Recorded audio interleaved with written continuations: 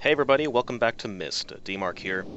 Today we're going to start off here with the last of our 4 ages here, the Selenitic Age.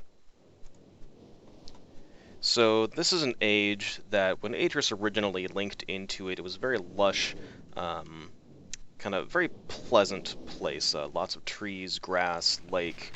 It was just very, very pleasant and beautiful for him to be around. Shortly thereafter, what appeared to be some meteors began just bombarding the place and destroyed half of this age. Opened up this very large chasm in the ground. Though from the chasm, he was actually able to find some underground heat sources, which he then used for various machinery throughout the age. In the book here, a lot of the book has been faded out. Whether we know this to be deliberate or not, we don't really know. But we've got kind of a drawing of the rocket ship that we've seen here on the Myst Island. Okay, we don't exactly know what's going on here. He talks about Channelwood in here. And then he has this diagram of a piano and various keystrokes on there. Each of them numbered. We don't know what that is. And then kind of a layout of what the island looks now. This central rock is kind of where the impact of one of the primary meteors came and just kind of destroyed this whole area, and this is now a interesting looking lake.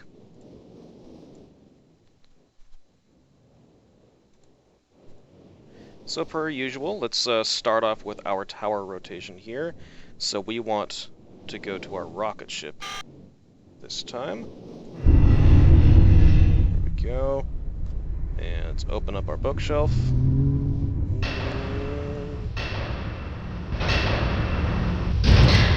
Come on, come on. There we go.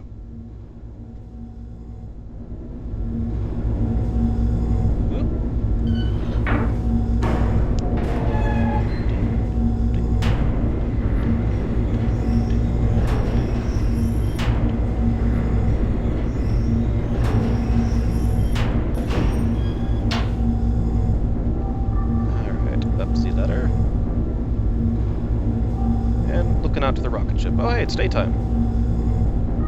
Daytime lasts like 5 minutes in Myst here, I don't know why. Better get back outside quick before it turns night again. Alright, so our key, 59 volts. Getting back into our Blues Clues notebook. And moving along the way.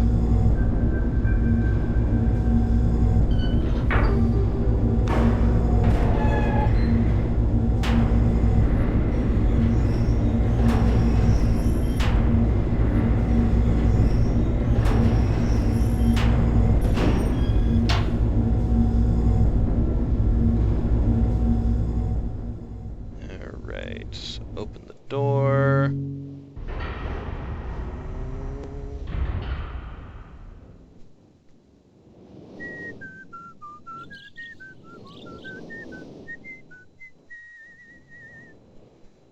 Alright, out to our rocket ship. So we got our marker switch on, and it's locked. So the only real clue that we have as to how to unlock it is this nice electrical cable that runs to this tower here.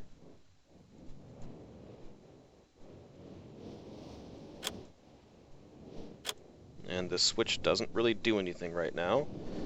So let's... Whoa, jump! Okay, once again, follow our cable here.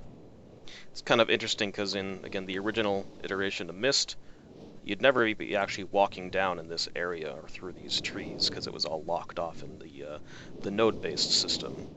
Okay, but the wire goes to this other tower. Go up the tower, and nothing.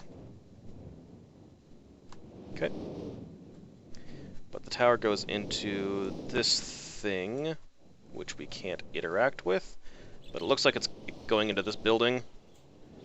This is turned on. Let's head down there. and see what we can't find out.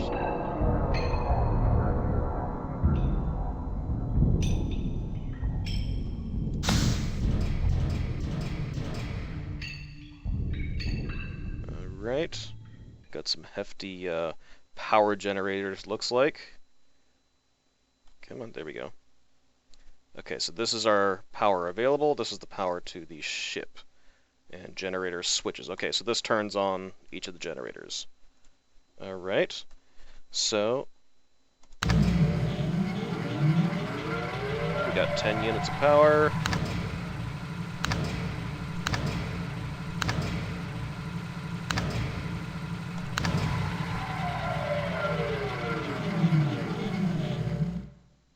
And it all shut down.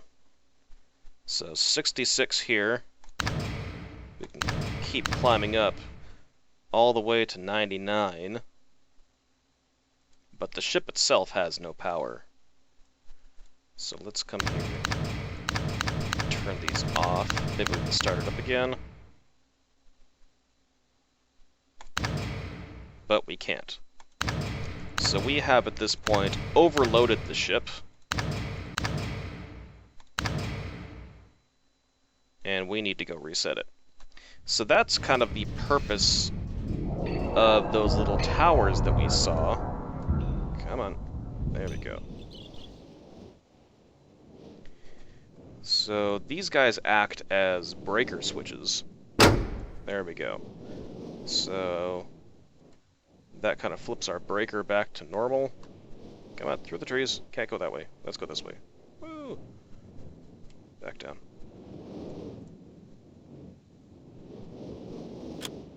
Okay. So breakers are set back to normal.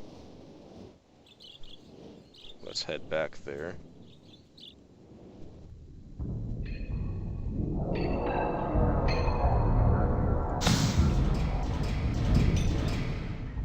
Okay, so what you want to do is kind of go through and find out how many volts each of these buttons provides.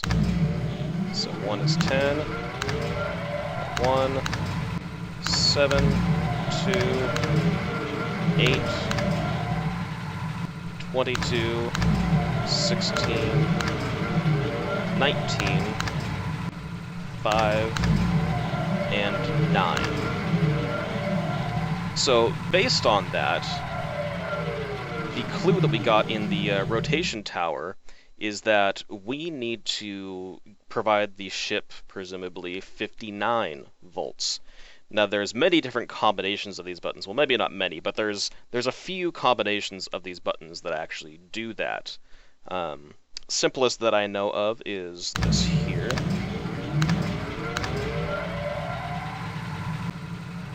There we go, so we got 59 volts going. If we click on any of these buttons, it jumps up to 60, overloads the ship, power drains back down, we've got to go out to those breakers again to reset things. But now that we got our nice, even butter number there, that's exactly what we want here.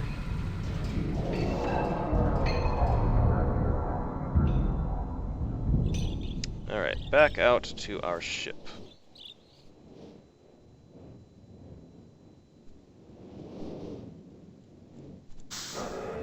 And she opens. Alright, let's hop on in.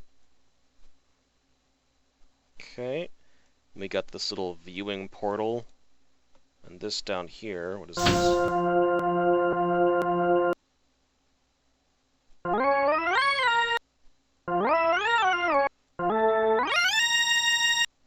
Yeah, that's painful. So several different tone sliders. That they all play different tones when you pull the lever. If we turn around, we have an organ. Now, this is the exact number of keys that the illustration in Atris's notebook showed us. And had you written that down in your notebook here, you would have the proper sequence here. So let's do number 1 is this. Okay. This is a little difficult if you don't have a very good ear, but one more time. we go over here to our slider, there it is, right there. Okay, let's head to keyboard again. Number 2 is 1 octave higher. Okay.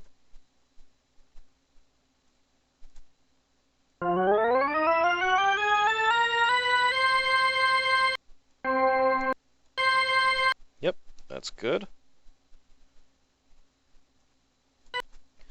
Number 3 is a sharp. Okay.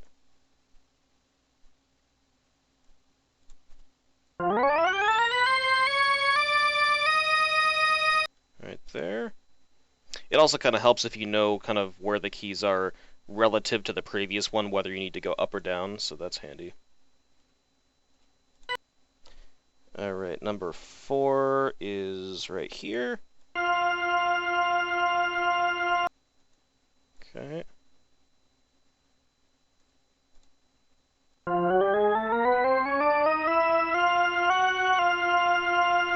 Right there. And number 5. Another sharp.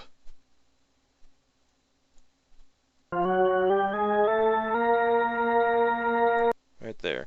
Alright, so we got all 5 of our notes set.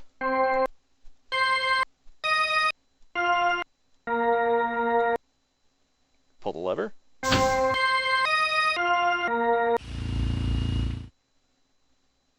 And activates our little viewing area. And we have what looks to be a Myst linking book. Let's go ahead and click on her.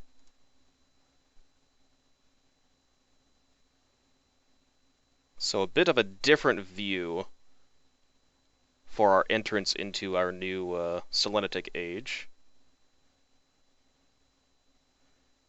Kind of see we're going around the rim of that crater. And here's kind of some still lush forested area. That's likely what the whole age used to look like. And now it's pretty desolate. And there's our rocket ship again. Okay, let's head on in.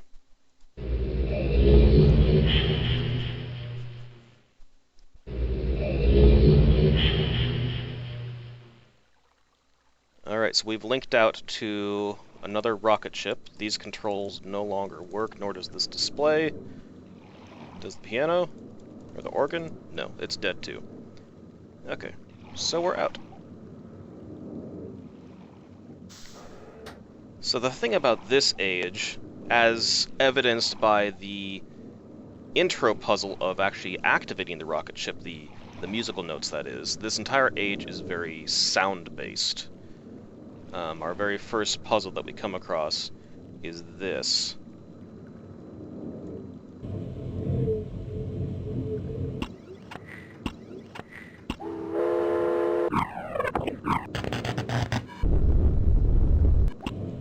So we have another panel of sliders.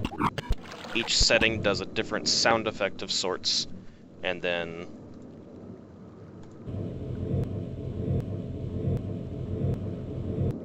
an initiation button to play through the series, and provided you have the series correct, something happens. So that doesn't do anything.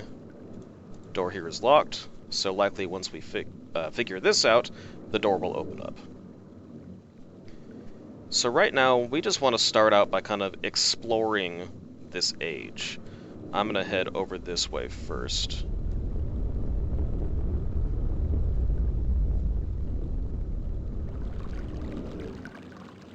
Got kind of a nice, pretty autumn leaves setting going on here.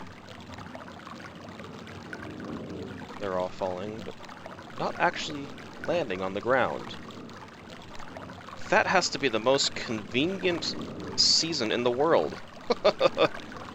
If in autumn the leaves just looked pretty and fell and looked pretty while falling, but never actually hit the ground and just poof disappeared, yeah, that'd be awesome.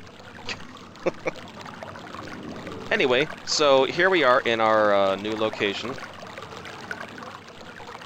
we've got this nice little fountain running off into the ocean. And this fountain noise is our first noise of this area. And we already have a blue page. We don't even have to work for it. So we'll just take that. We've got this water symbol here and a button. Okay, so this water area is now enabled. Basically turning on this microphone, I think is what it is, and this kind of radio receiver dish. So we're done with our little fountain waterfall area. Jump cut? Okay. And head on up here to a pool of magma. Again, these are some of those thermals that Atris was talking about and him harnessing their power. So we have this crevice in the ground with these these stereotypical heat waves coming up. And we've activated our new dish and our little microphone here. And that's all we need to do right now, so let's move along.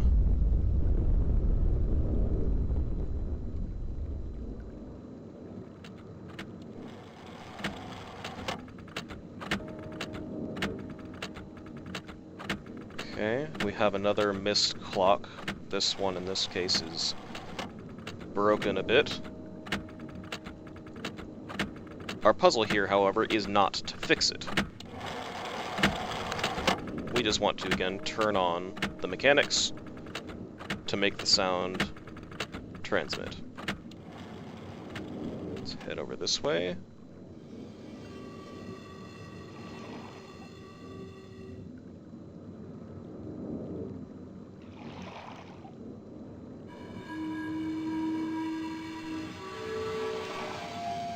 Got this interesting kind of overtone pipe sounds in this crystalline area. And here's our red page, so when we come back for it, we now know where it's at. Let's turn on the overtone area.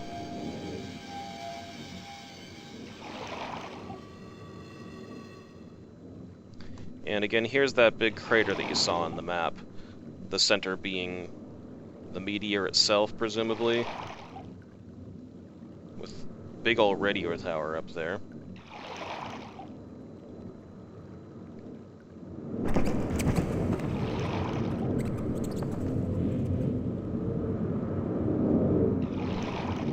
Okay, there used to be something down here, but that was likely destroyed during the meteor shower. Looks like it may have been a dock at one point. And we hear this kind of windy gust, probably coming from this tube. So we got that turned on. Let's head down into the tube, which is kind of interesting because it takes you in the ocean, or beneath the ocean here. Alright.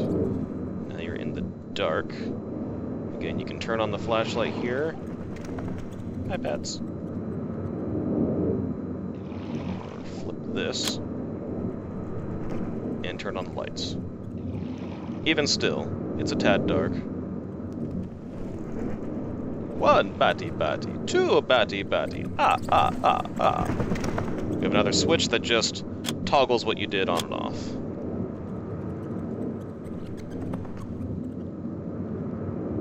Alright, so we pop out the other end, and so yeah, that's where we were.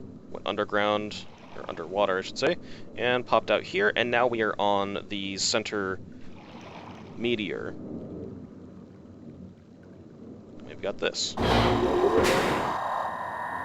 Alright, so we've got our 5 different sound symbols, and these arrows that allow us to move left or right. So what we need to do is we need to find where our water is. So, turn my page here to my notes.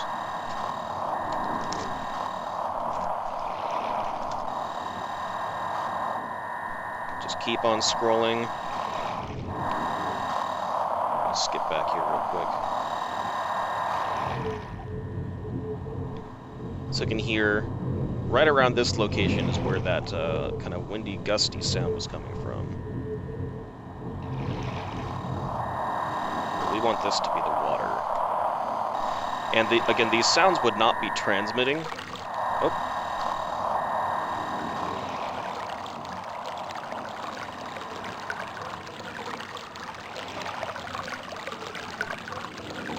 There we go, dead center. So yeah, these sounds would not be transmitting if we had not actually gone to them and pushed those buttons to turn them on.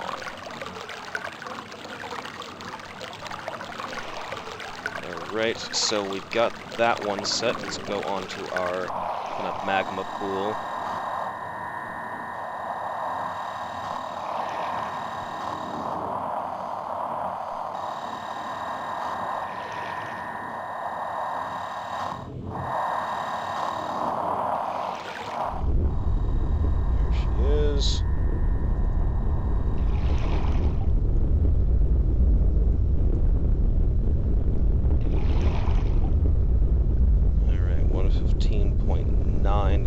Precise dead point right there. Move on to the clock.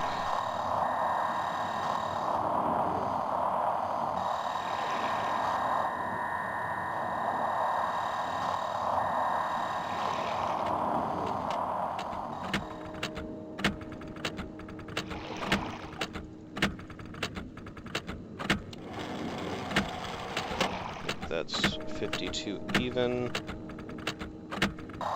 Overtone crystals.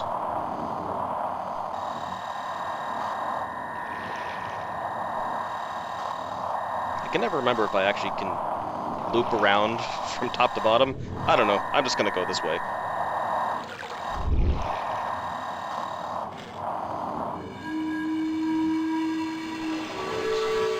And this is right there. 15.7. And then we do our wind, which is conveniently right here.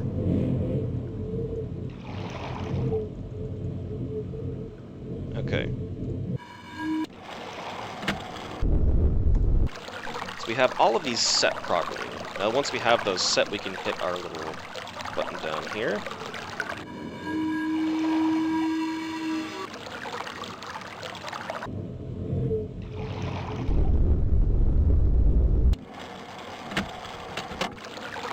And then it goes back. So it plays a series of 5 sounds. Now that we have these quote-unquote calibrated correctly, it plays that series of 5 sounds in a certain order. They don't obviously match, but they are the order of the 5 sounds that we need to progress.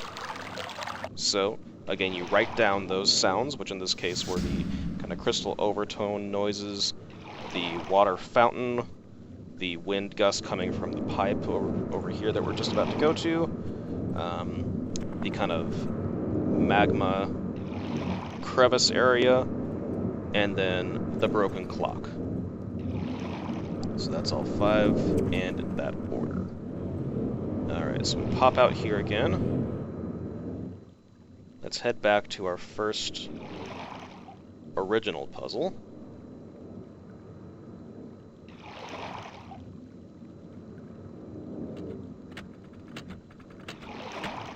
Right around here. Alright, so again, this is where we enter in our code. So we need to overtone crystal noise. There it is. And water.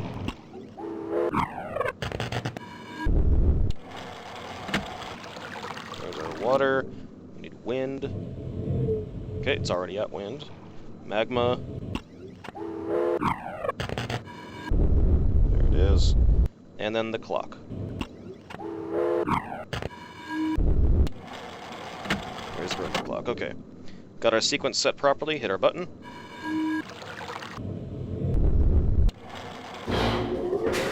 There we go. Okay. Nothing important on the walls here, just decoration.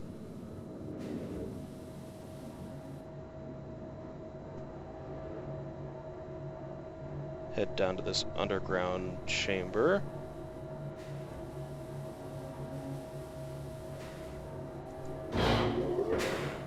And we jump into the yellow submarine from the Beatles. Or a facsimile of. I've never actually been around this way. Take a full look around. Oh, can't jump.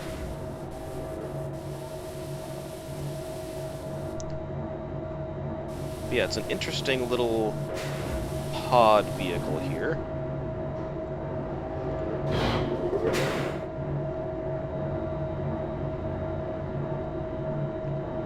And let's take a seat at the helm.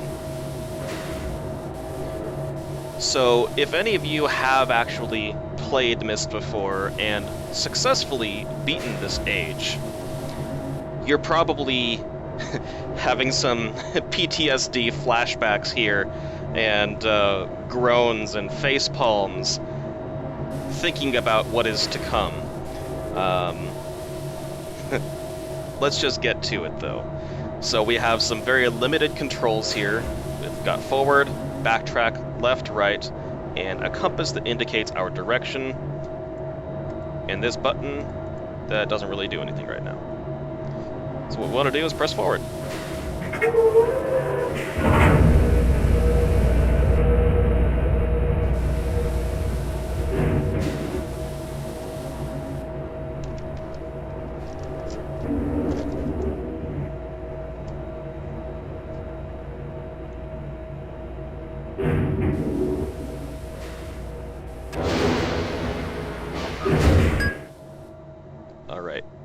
So what we have here are these kind of mine tracks, if you want to call them that.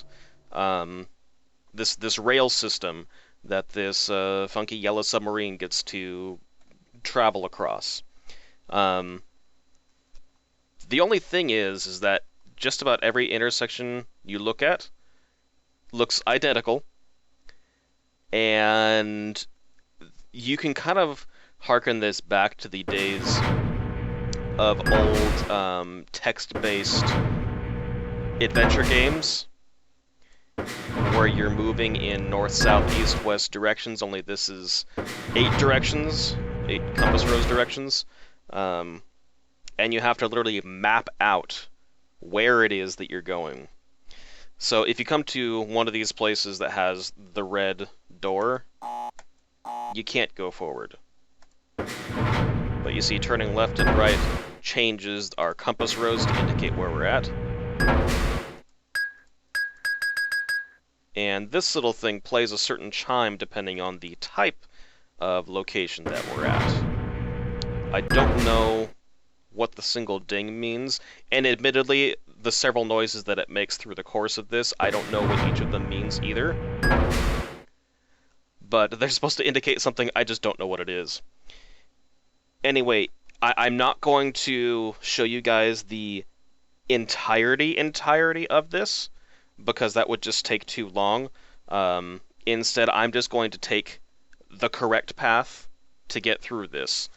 So we're just going to go forward here, because as you saw me going around in a circle all 8 directions, this is the only available path.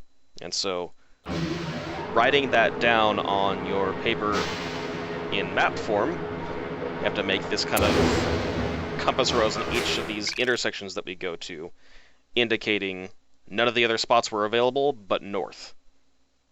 So we have a new noise here. Again, don't know what exactly that means. Long story short, only west is available. Go west, young man.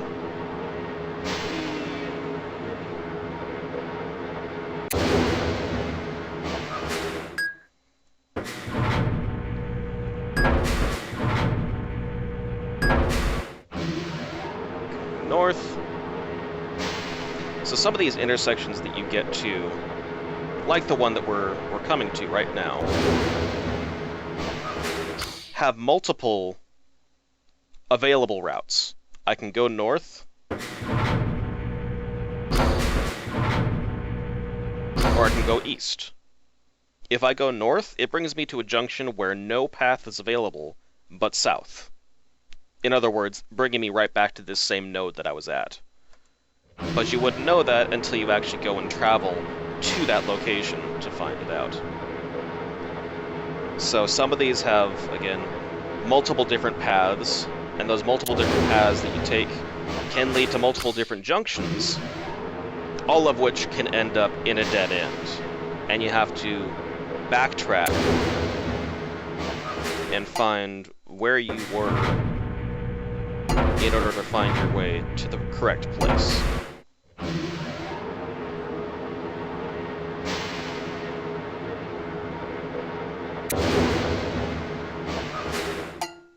Alright, so I am going to just continue on this proper path here. Likely going to speed up the footage, so you guys don't have to keep watching this. Let's see, this direction. There we go. So yeah, I will meet you on the other side. Hang tight. Alright everybody, welcome back. So we have just completed probably the most nightmarish puzzle in all of Myst. Again, I don't know that I would necessarily call it a puzzle, more just a practice in ramming your head into a wall repeatedly until you find the right path. So, again, I've taken out the legwork here for you and just brought you straight here. Open it up. And we have our Myst linking book. Let's head back home.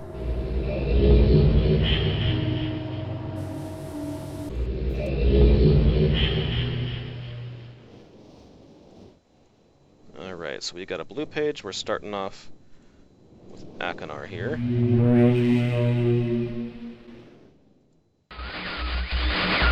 Hello, I'm Akinar. I'm glad to see that you've returned to help me escape from my wrongful imprisonment. It was Sirrus who did this to me. Sirrus, my wicked brother. Do not listen to him. I warn you. He's a liar. Do not be persuaded by his evil lies. Do not release him. He killed my father. He will kill you. Began when my brother Sirrus began to lust for riches. He stole from the Age's Myst. He hoarded riches for himself. My father slept away his watchfulness. My sick brother secretly pronounced himself king. King of the Age's Myst, he said. He began to look upon me in disgust. His lowly brother hated him. And then Sirrus began to destroy the Ages of Myst. He burned their forest. He tore down their structures. He flooded their lands. He murdered their inhabitants. Completely destroyed all but 4 of the Ages. Of course, I had one father. When I finally found him, there was Sirrus also, talking cleverly. With the lying tongue of a serpent. He had convinced father that it was I who destroyed the Ages. He convinced father that it was I who was greedy for wealth and plunder. And as Sirrus dealt the final blow, he tricked father into believing that I was the murderer. But Sirrus did not deal as fast a blow as he planned. And his father died a slow death. He at last doubted my brother's clever lies, and so in dying, father imprisoned us both. Unsure from which of us the blow had come. I swear to you what I say is true. Release me. You must release me. My brother is a deceitful liar and deserves punishment. I only wish vengeance for my dear father. His murder. Believe me. You must only recover 1 additional page to release me from this prison. It's the easiest to find. Go to the bookshelf that's in this library. On the far right side of the middle shelf, there's a burned book, which is different from the other burnt books. This book is filled with patterns. Find pattern 158, Mimic its design on the panel in the fireplace. Doing this will bring you the last blue page. Remember, don't take the red page. Only the blue page. Return quickly to me. And do not touch the green book. It's a clever trap to imprison those who have not been warned. Do not be tempted, or you will rot and die, imprisoned as I am. I tell you, if you follow my instructions, it will be well worth your while. I promise you that. Go. Go.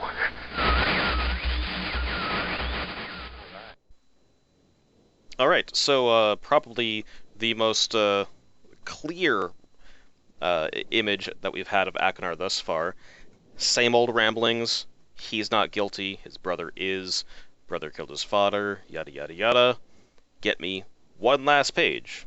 So we thought what we just brought him was the last page. There is still one more. He says to go to the bookshelf here. Where we go? There we go. Go to the bookshelf. The last book on the right-hand side. Again, these things filled with patterns. He says go to page 158. I'm not going to do that yet. And then enter in the pattern into the fireplace. Actually, go into a fireplace here. Push the button.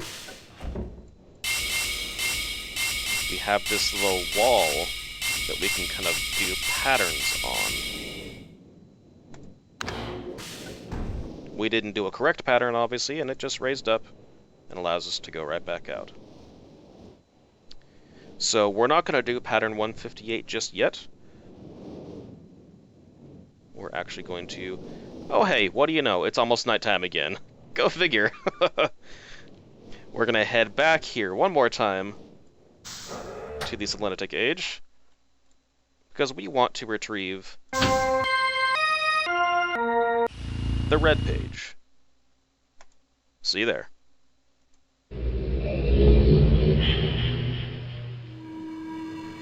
Alright, so here we are back in kind of the crystalline overtone area. I just picked up our red page for Sirrus, and let's make our way back to the Age of Myst.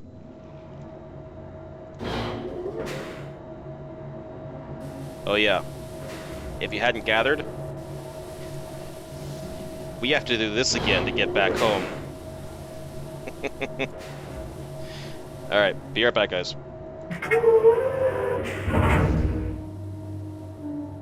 Phew, we're done. Let's go back home.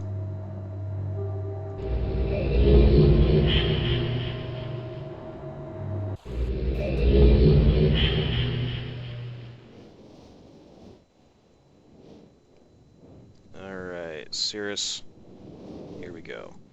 You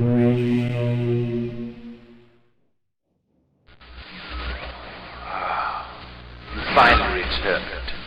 I owe you a debt of gratitude, for you have nearly released me. My name is Sirrus. I trust that from your explorations you've become convinced that my wicked brother Akinar is guilty, and I am innocent. It is I who am wrongly imprisoned here.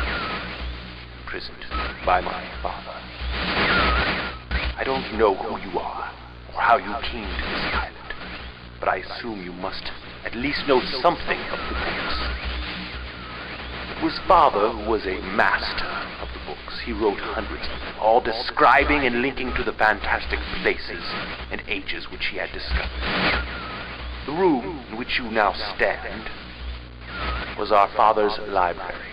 It was here, in this room, on this island named Myst, that he housed most of these books. But such a waste. By now, you have surely discovered that Akinar has burnt and mutilated most of these books. Why? Our father was always watchful of our exploration. We grew up under his strict supervision. But when we came of age, he gave us unbridled access to the Myst books. He began to leave our adventures more and more unchecked. unsupervised as we were, my brother began to become disturbed. He began to take more from the Myst Ages than he had given. Soon he gained a twisted pleasure from the conquest and destruction of the other ages. It was horrific, this thirst for destruction. But alas, even I discovered his insanity too late. He had completely destroyed all of the Myst Ages but 4. I wasted no time.